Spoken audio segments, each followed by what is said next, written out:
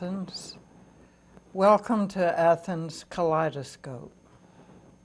This is Nan Michael, co-producer of Kaleidoscope, and with me is my co-host, co-producer, Call me what you like. Motormouth, Yes. and I'm Crone. Somebody wrote in and told us we were Crone and Motormouth, so you can just call me MM for short. She hopes it'll just be MM. Yeah, right. She says it's not her day. She's feeling ill, and she's going to feel more ill when she hears that I have a bone to pick with her. Oh dear, what is it? I don't want to do The View. I don't want to compete with Barbara Walters. Oh, she's gone from The View now. Well, whoever, the cute black woman, what's her name? Sherry Shepherd. No, the more famous Whoopi Goldberg. one. Whoopi Goldberg. I don't want to compete with her. I can't. Yes, I not can't. possible. Not possible. And the viewers, if they wanted to see The View, they would go to regular television. They want an escape from all that stuff that's going on in the world. Oh, you think? And the good stuff. I mean, the professional stuff. They don't want to see us pretending to be network savvy. Ha! Well, they can just keep watching because I'm not pretending. That's not, that's not it for me. I don't think we're trying to be The View. I think that we're talking about issues that everybody's thinking about, whether they're on TV or they're not. I don't think of it as pretending to be The View. I think of it as us giving our opinions about what's going on. And I don't think our watchers care a fig about our views compared to Whoopi's views. Well, But that's probably true. I do think they're more interested in Athens than New York, I hope. This is Athens Kaleidoscope. But continue, you prepared for The View today, so give us a look. Okay, so I'll give you a topic, okay? All right. Now, think about this since you brought this up, that it isn't Since about I brought Athens. it up, as Yeah. though you weren't going to bring it up. No, I mean this idea that it's not about Athens. It's about what's in the news, okay? Well, we could translate anything in the news to anywhere, really, because it's not a person, it's an issue.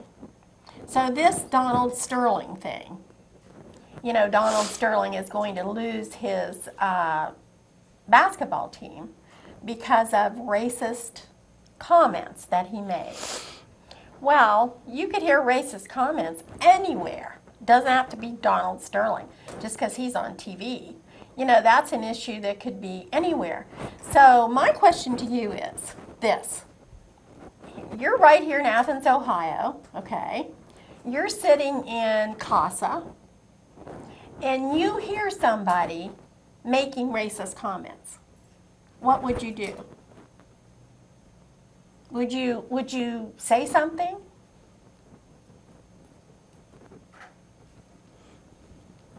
I wouldn't say something.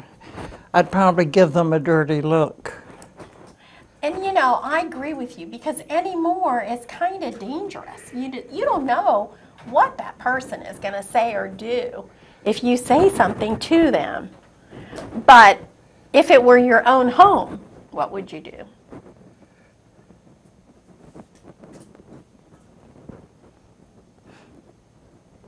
And you too, viewers, think about this. What would you do if a person came to your home and told a joke or made some comments or said some things that you thought were offensively racist, which is what Donald Sterling did in his own home, in his own office, or wherever the heck he was. He was taped doing this. Everybody finds it offensive. But it just caused me to think, what would I do if that man were in my house? Would I tell him, no, not here, and go somewhere else and talk like that, you know, if you want to? So, how about you? What would you do? And Ann's thinking. Can you hear the gears going? Kind of, sort of. Well, and I don't blame you for thinking, because this is not something that you encounter. I mean, you really would have to think about what you would do. I would not order them away. I would counter with an argument or more facts or whatever. I don't think I would ever order somebody out of my house just for saying mistaken things. Things that, well, and that's a good way to look at it, that they have a mistaken point of view, that for whatever reason, they're not seeing things, this area of life in the right manner. Did you see CNN last night? Mm-mm. A black church invited Sterling to attend, and he attended, and he stood up and people clapped for him, and he hugged the black minister. Wow. I didn't understand what all that was about, but that was pretty surprising. It was surprising, and we have to also think about him. He's 82 years old, and I'm not sure that he's firing on all cylinders anyway. So, you know, you have to think maybe he just was on a rant of some kind, and it has nothing to do with how he really feels. I think it's the way sometimes when people start going over the hill, what they really think comes out. No, maybe their childhood, from their childhood.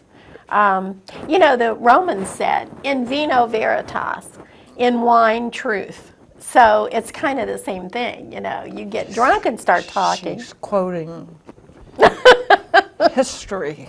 Yeah. But is there truth to that? When somebody gets drunk, remember Mel Gibson? He got drunk and went on a rant about the Jewish people and claimed that he didn't remember a thing about it. He had a blackout or something, and it did not represent how he felt, and he went to Jewish synagogues and all this kind of stuff. I don't know. I don't know what to think. I know these words, these thoughts are in your head just from growing up in the United States of America. Okay, we're going to have more of the review from time to time today. But that's it on Donald Sterling. But now we are going to kind of a silly video from the music festival. Well, that's good. And that was here in Athens, Ohio, right? Oh, all right. Right here in Athens. Nelsonville. By AKA. Yeah. Well, Athens County. Yes. Athens County. Yes, yes. See, we don't restrict ourselves to Athens City. We do Athens County. Okay.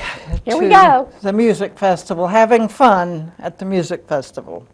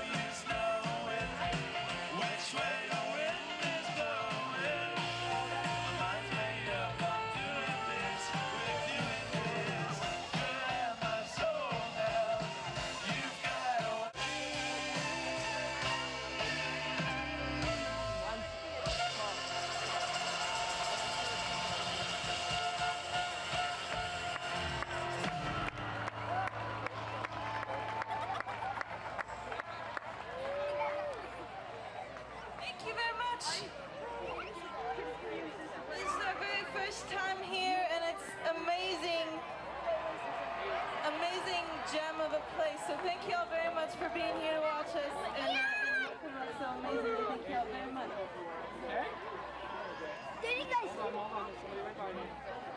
A clown with a big mouth? No, we saw a guy who looked like a green squid. Now where'd she go? Just waiting on the same. Close his eyes and call the name. So we can put all the differences aside. Love is all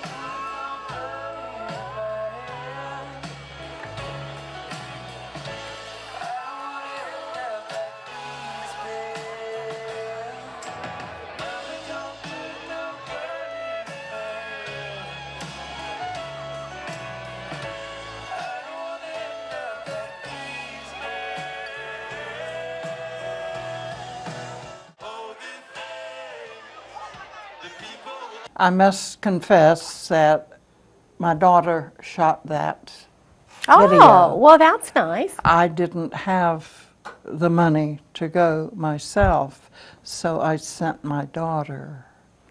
That's not true, but anyway, she shot it, and all that. I wonder if kids get in free. I don't know. There's so many kids there. Anyway, I thought that was cute. And back to the view. Well, you know, I can't do this all on myself, all on my own now. You have to come up with something. You have to have an opinion about something. Well, I told you I was picking a bone with you. Mm-hmm. What do you have for us next? Well, you have a choice. You can choose. You may choose from the soldier that we got back from the Taliban. I don't think she likes that one at all. Or, ta-da! The shootings in California. I'll take that one. Yeah, I think that's more topical for Athens, Ohio, because we have a university here. And we have guns here. Oh, yeah, well, there's guns everywhere. So I think probably what makes me think about that topic and worry about it is there are so many young guys that you hear shooting, killing, you know, I don't know, what is it? What do you think it is? You're a psychologist. What is causing this? I was a psychologist. Well, a psychologist is defined as somebody that has a license, and when I retired, I gave up my license. But anyway. okay, but let us say then, as a former psychologist, what would you say? I'd say the world is going to hell in a handbasket. Yes. Every place. Nigeria. That guy said, we're going to kill women. I mean, Women who go to school. Women who go to school, he'd really hate us, man. We're his nemesis. We're women who've been to school. Well, you know, as I was going to sleep last night, I went to sleep wondering why people get so angry at someone else's beliefs. Oh, I agree. I don't. I think it's fine if you have a belief that's important to you. Good for you. I don't understand that. I agree with you 100%. As long as you don't try to push it off on me or call me terrible for not having the same belief, you should have the right to believe whatever you want to. But even if you call me terrible for having a belief or not having a belief, that's your thing, as Yeah. long as you don't kill me. Well, Or kidnap or me. injure you. Yes, or keep me from my education. Right, exactly. But yeah, here's something even more basic that I wonder about a lot of times. In my life, I have wondered, what is it about being mean to somebody else, like me, for instance, or anybody, that makes someone feel better? Why does somebody feel better after they've been mean to me? They siphon off a little aggression. They feel more powerful than you. I think in a way it's a power grab, and they're probably reenacting an experience in their childhood. Oh, I suppose you're right. But I wish they would pick somebody else. Leave me alone. I'm not bothering you. Don't bother me. That's how I feel. I think, well, another day we'll do the gun lobby. Mm-hmm. But I think now we need to go to another, what was it we're going to now? I don't remember. Another video clip, let us just say. I'm hoping it's the parrot because I want to see the parrot. Final Friday. No, it's not the parrot. It's going to be the parrot soon. I'm looking forward to the parrot. But now this is teeny bit of Final Friday. Can I tell you my parrot story when we come back? I don't know. Let's see if we have time. Tell it after the parrot. Okay.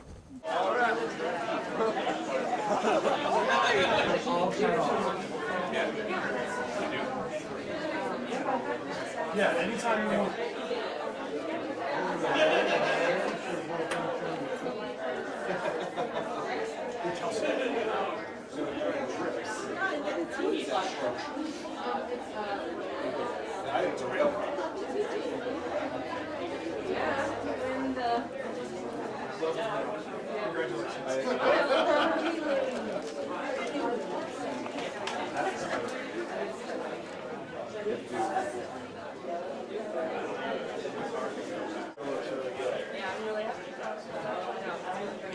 Look, red dots. Sweet.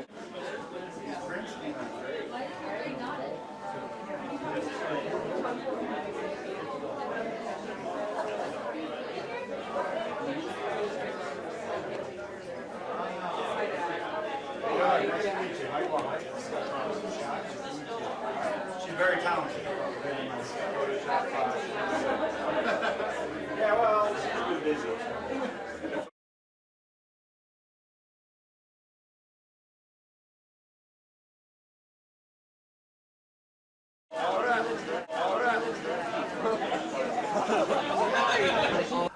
Well, I guess you wonder why I had that picture of, who was it? Medusa. I really liked that. And I would like permission to use that on a book I might write. Why Medusa?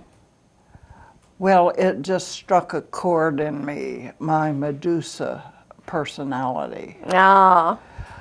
And I read on WikiLeaks that she was for good and against evil. And most people think of Medusa as being evil. Mm-hmm. But she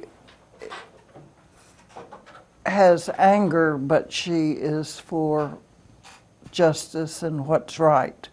So what is your next view? Well now see, you got me thinking about something else, talking about Medusa. But anyway, my next one, I forgot to look when we were on break, so let me look. My next one is, here's one near and dear to all of our hearts. The NSA and their collection of data about us as Americans. I gotta say, they must be in bad shape to be listening in on me, whatever they've heard. Me talking to my grandchildren, my son, my girlfriends. But here's what really worries me, and this is from the New York Times, that the NSA is now collecting pictures, faces, from the web. So our faces, my face is on the web because I'm on Facebook. You said NSA. I thought that was National Space Agency. No, security. It's the National Security Agency. Okay. That's the one that Edward Snowden outed. And I don't know if you saw his interview with Brian Williams the other night. But, they spy on everybody all over the world, millions of people. or have spied. I don't know that they're doing as much spying now, because their goal was to stop terrorists from attacking the United States. So, you know, the idea being they spy on all these people, and they'll hear through listening in on millions of conversations, they'll hear something that will alert them to the fact that there's going to be some kind of a, I don't know what, event against the United States.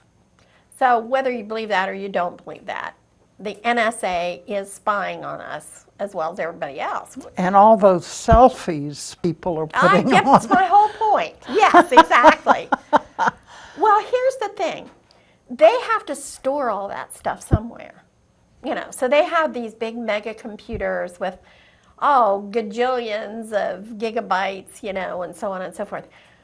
What worries me is I don't think they can do this now. I don't think they can search that enormously huge database and find a picture, say, of me. I don't think they can do that. I really don't. I think they've got stuff they can't even organize it. They don't even know. But what happens when somebody writes a program, and sooner or later they will, that says, find Jane Penwell in Athens, Ohio, and it can, and your picture is available to them. That worries me. I think they can now. They're not ya? going to have all those pictures without a string attached to them. I don't know. I hope you're wrong. Let me just say. You're She probably hopes right. I'm wrong. I hope you're wrong. You're probably right, but I hope you're wrong. I hope they just have masses of stuff stored and they can't relate it to anybody unless that person's a terrorist, and they probably do, you know, have a terrorist taking a selfie. Wonder if that ever happened. Well, yes. Look at all the Facebook stuff from the people that have killed people, shot people. You're right. They have all, and the Elliot. Yeah. Elliot put everything on. What we need is some kind of outfit to read Facebook and be alerted when And YouTube. there's too much hate and incipient action going on. Well, that's what the NSA should do, but they don't do that. You know, they don't worry about internal United States. They don't worry about that. And so and I hate to say we need another spy agency. To spy on the spy agency. I think we better go to another video quick. But wait a minute. There's one more thing about this. All this stuff, you know, being collected and stored away in giant computers, yada, yada, yada. The whole point of it, let's go back to why it happened, was to save us, America, from attack. We've gone so far from that. I don't believe, that's why I'm saying, I don't believe they could find a person in there, even if they did know they were going to attack us. I don't believe they have the software and the capabilities. So it has a life of its own now. It's gathering data for the sake of gathering data. And that's what worries me a lot. Okay. Okay, now what are we going to see next? Memorial Day. All right, brief Memorial Day.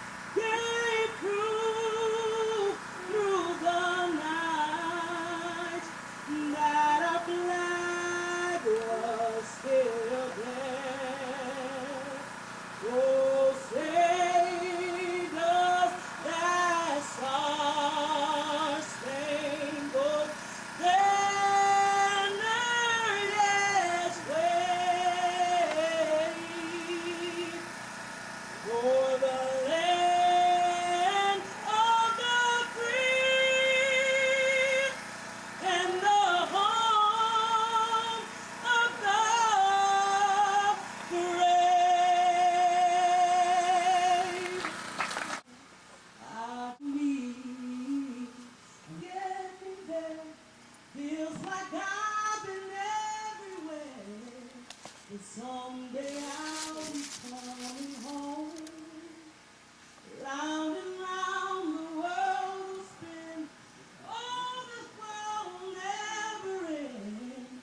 You know that I'll be coming home.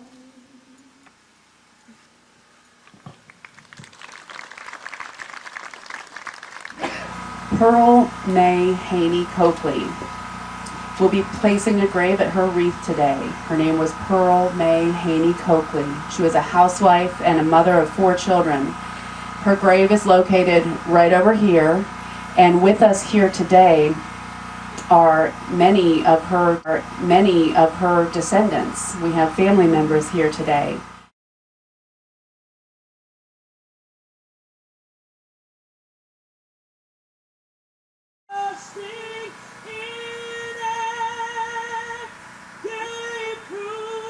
Well, I discovered our own studio guest for today's show right at Public Access. Oh. He was an intern, is an intern, and he walked in with a parrot on his shoulder. Well, for goodness sake. I thought that sounded pretty interesting, and then he showed me an excellent short video that he and another intern had made at Ohio University, where they're both students. He and Lucia made this along with a couple of other people who have credits at the end. And unfortunately, Tyler, that's the intern, is sick today. Oh, he lifted weights too much and hurt himself. Hurt his back. So he's not here, but We don't his care. videos are. Right. No, We're don't gonna say play we it don't anyway. care. I care. I care. I'm sorry, Tyler. Well, I'm sorry he hurt his back, but that's not going to stop us from using his video. I guess not. No, definitely not. So the parrot is Tyler's video. Yes, Ah. it's Tyler Sparrett, and he's going to tell us about it. So we will have a little interview with Tyler about his parrot, and then go into his artistic video. His movie. Take it away, Tyler. He's our new little baby. What's his name? His name's Pluto, like the planet. Pluto. He's the world's smallest parrot, and he's also blue, so we kind of paralleled that with the world's smallest planet, well, which used to be a planet, which was Pluto, and that was also blue. Let me get closer to you because you don't speak very loudly. And where'd you get it? He's from Florida. He's from Florida. Yeah, he's a parrotlet. And so he's the world's smallest type of parrot. And he'll actually learn to talk and whistle and do those things. And he'll live for 20 or 30 years. So we'll have him, when me and my girlfriend will have him before we even have kids. So the kids will grow up with the bird. And wow. he's only 2 months right now. He's a little shy too. Come here, Pluto. Come here. He likes to go up in our hair.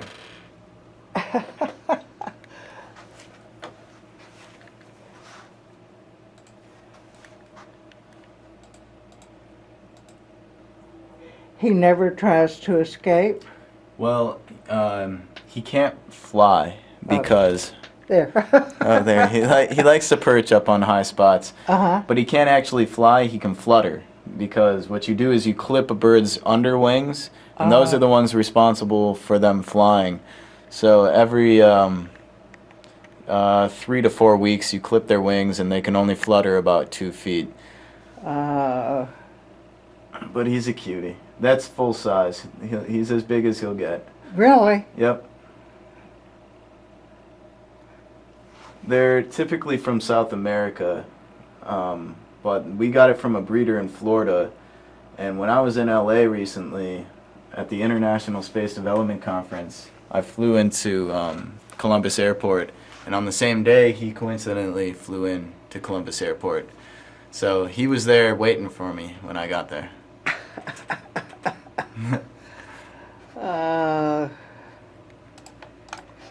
So they're not recalling those. I saw something about wild animals and Carrying on airplanes? Yeah, I think that he made it safely. He's healthy. He's been doing good. We've had him for about a week now. you had him. Just for a week. Oh, you have. Uh-huh. So he's new to you. Yep, he's still getting used to us. And what does he eat? He eats a lot of seeds, fruits, and vegetables. Well, he's supposed to eat fruits and vegetables, but we haven't gotten him to eat any of those. I've heated up carrots for him. He hasn't eaten those. I've given him bananas. He hasn't eaten those. He's nipped at apples. I've given him watermelon. He hasn't eaten that. Grapes. He hasn't eaten. I mean, they say that he loves fruits and vegetables, but, you know, I actually had this exact type of bird when I was little. I was probably like 7. My mom and dad used to breed these birds, and they fall in love with you. They love you. They're very emotional. They're very, very funny. Mine had actually learned to open up his food and water cage and get into my bed while I was sleeping, and I would wake up with him right here. And one day I woke up and he was out of my cage, and I went and I looked around to my mom and I was like, "Have you seen my bird?" And she said no, and I turned around and she started screaming. And I was like, "What's going on?" And she reached onto my shoulder and peeled my bird off of my shoulder. I had flattened him in my sleep because he got out of his cage to sleep with me, and I rolled over on him in my sleep. My mom calls it my first broken heart. So this is attempt number 2. 20 years later, almost. So he'll be well taken care of.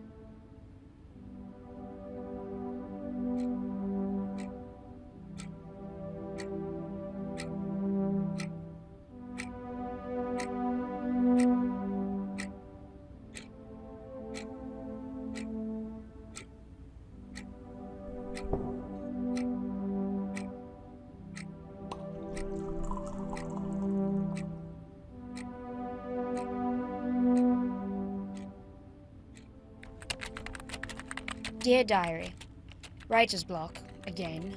I've only got 15 hours till my column is due for the paper, and I have yet to come up with anything remotely intriguing.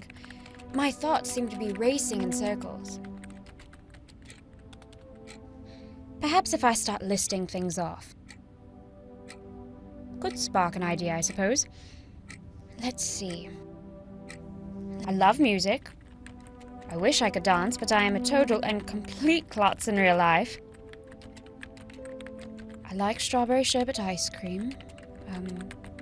I'm deaf.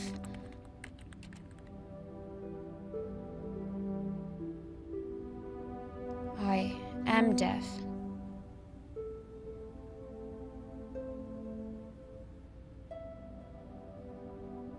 Well, here goes nothing. As a deaf child growing up, I didn't understand a lot of things. My mother would take me to church every Sunday and she'd pray for me. I was rather frightened of the place.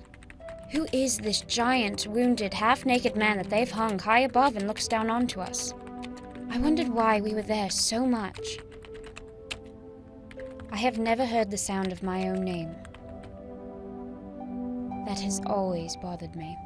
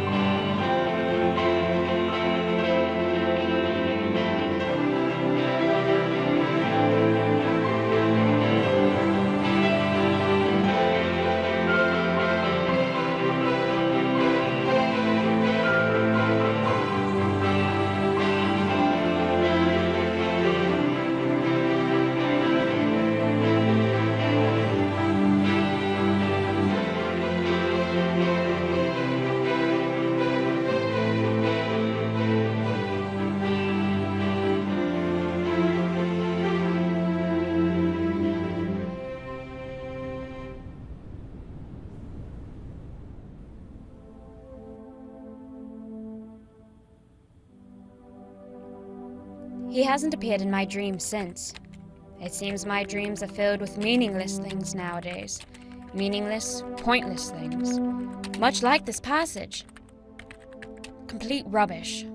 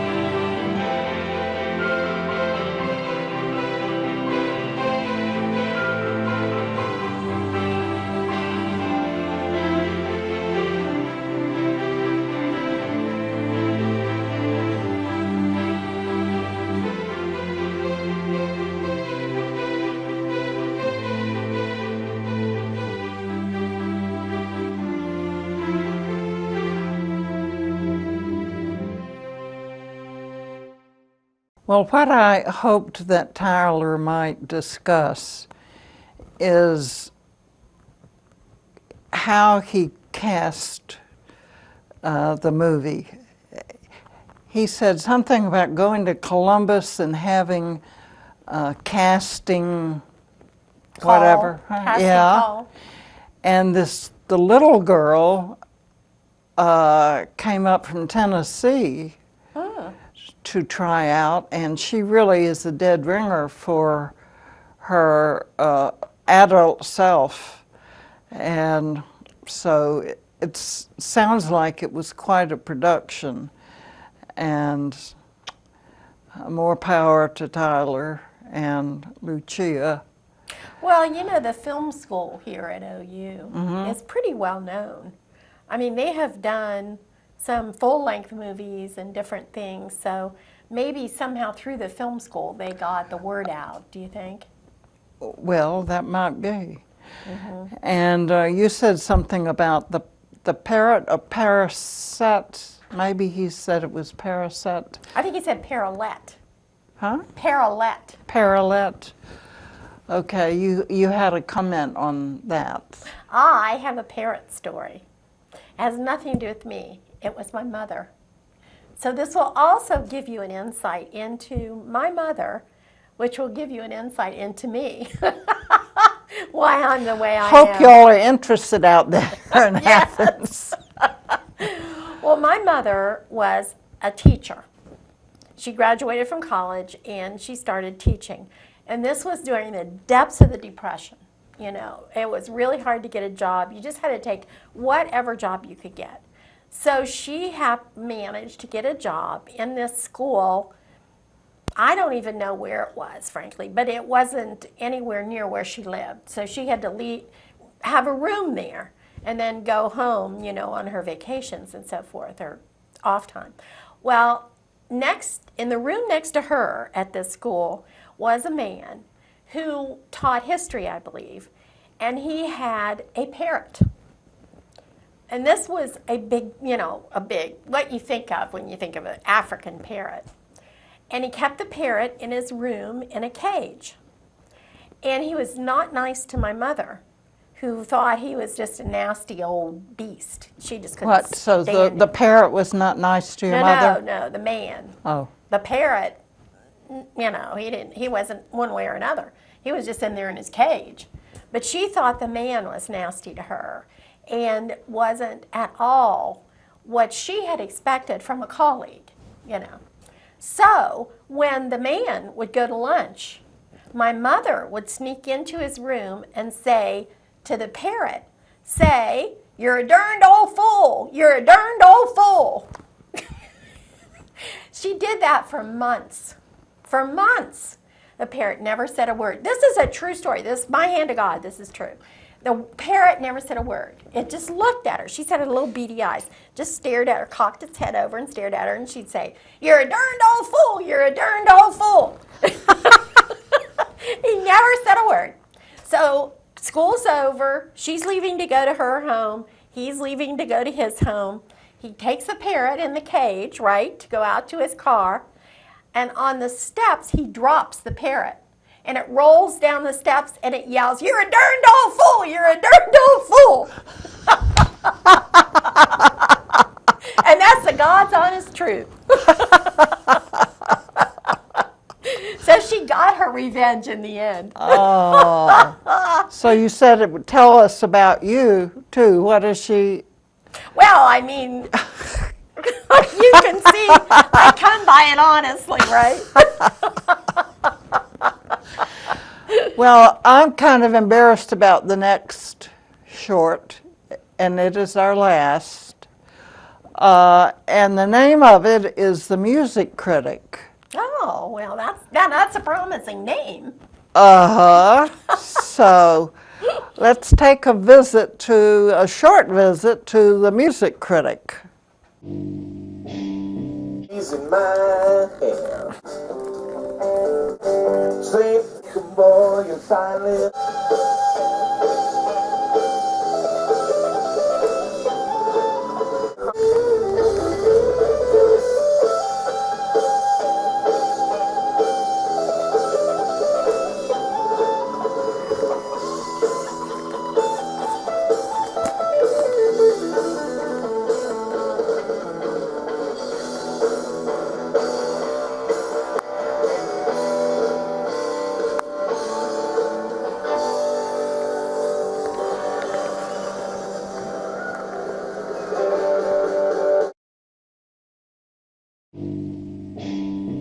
teasing my hair.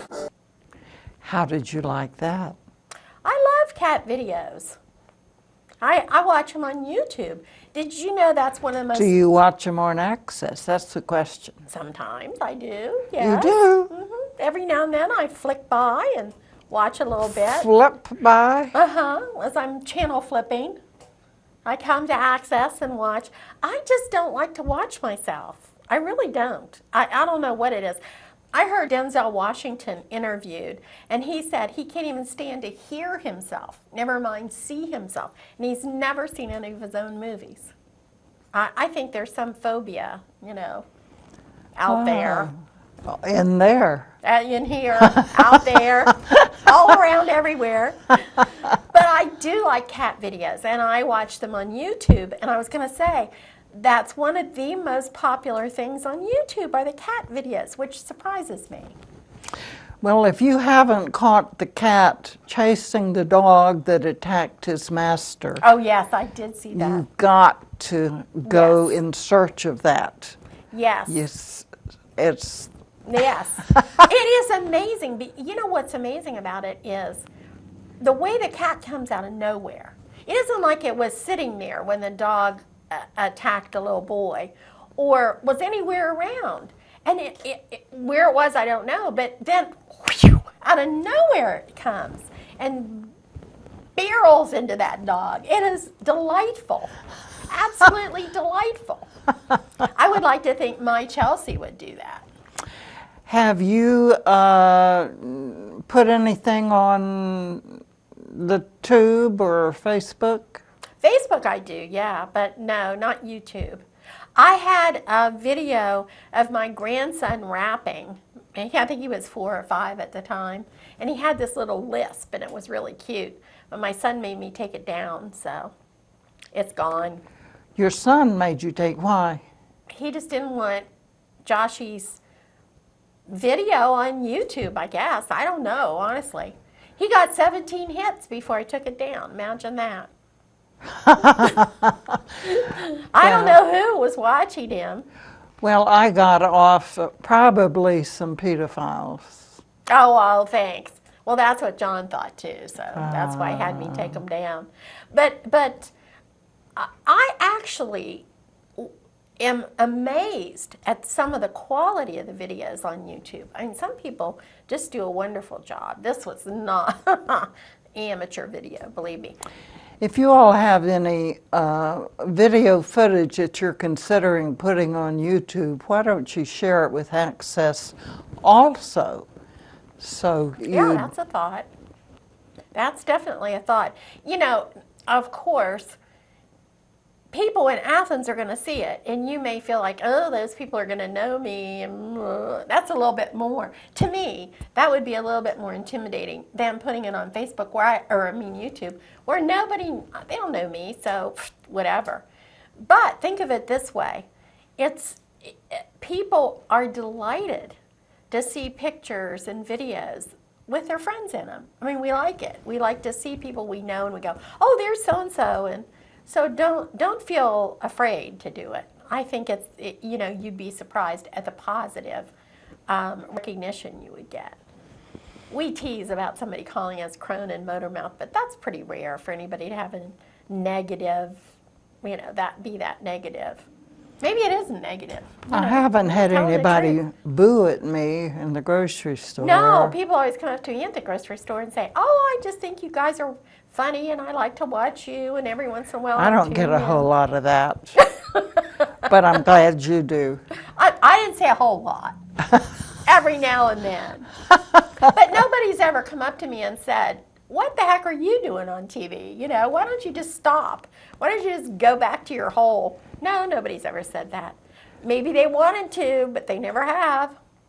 There's a first time for everything, Athens. This is true. If you don't like it, come up to me in Kroger, tell me so. Or better, come and sit in the chair and tell the world. There you go. Or you could even have a show of your own on here. That's right. You could have an anti-Kaleidoscope show. An anti-crone and motor mouth. Well, yes, you could. She wants our own show to be called crone and motor mouth. I love it. I love it. You know, actually, and I was going to tell you this, I looked up the word crone, and you know, it really meant at one time wise woman. Well, yes, what else? What else? Now we know motor mouth doesn't have any deep meaning, so it's just her. Oh, has Shaw. That's okay. I don't care. But that, I think that's interesting that our perception, you know, has changed so much from several hundred years ago, or whenever the word was first in use, what it meant and what it means today. Well, and look how Americans feel about old people now compared to the Indians or whatever, the wise. Yes. It'd be nice to have someone come and, like I'm sitting up on the mountaintop, and they come and ask questions, like the meaning of life and what should be on Access. If you would like, I'll ask you these questions, and you can put it right here on Access. Well, let me know ahead of time. Don't give me anything like Silver's question. I'll have to, you know, when famous people get interviewed, a lot of times the interviewer has to present a series of questions, you know, for their approval. So that's what I'll have to do. I'll make up a series of questions, and I'll submit them to you for your approval. Are you talking to me or them? I'm talking to both of you, you and them. But don't hold your breath, because it'll probably be a while before we get around to that, don't you think? Well, the most interesting thing I read this week was that being lazy, there's a gene for it. Oh, no kidding. And I inherited that gene. I'm sorry, from my father. And I do love to lay abed, just like he did. But it irritated me for him. It doesn't irritate me for me. No, of course It not. just feels good. Well, I think if we eventually totally unravel the human genome, we're going to find that so much more is genetic than we think. Because I see things in myself that I can directly relate to my mother, my grandmother, my father, you know, etc. I think there's more genetics to us than what we think. Because it's social learning, too. That's true. I spent the modeling. first 18 years of my life with them. So. Modeling. But, you know what? Some of the things are spontaneous, in the sense that I'll react to something and I'll think, oh my gosh, that's just exactly what my grandmother would have said. Where's that come from? Callie, leave me alone.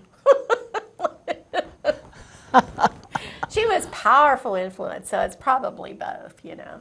But we keep finding genes for all these things, like you said, for laziness and so on. And Callie, my grandmother, used to say, oh, they have a streak of that. Our fellow is motioning us to say goodbye. Au revoir, adieu, until the next time. And you should really tune in and see what's going to happen, because we don't know.